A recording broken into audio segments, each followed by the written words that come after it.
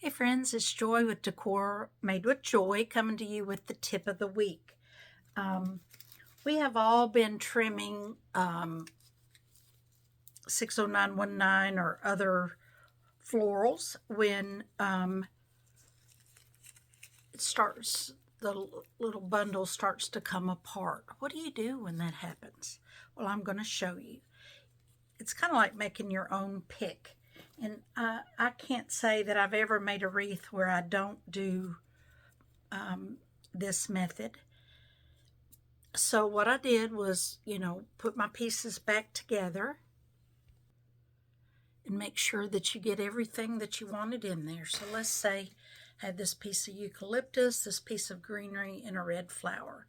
And it's all, if I drop it, it's just going to be individual pieces, but I want to keep it together.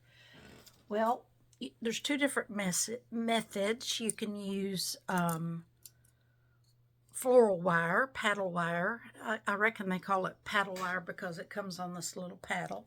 And you can get that at Hobby Lobby or order it on Amazon or any of your supply big box stores have it. And I just cut off a small piece. And I take and I wrap that around the end and just pull it to me, wrapping, pulling, wrapping, pulling, wrapping. Now I've got a little bundle or a pick that I can use in my design. Make sure that you flatten the ribbon either using your pliers or my fingers have gotten tough, so I could do it so it doesn't stab you.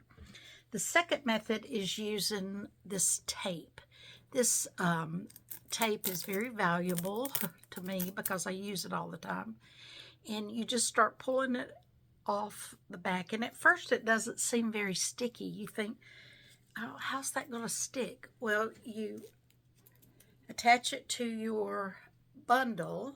I'll just go right over this wire and you pull it. It is activated with the pull.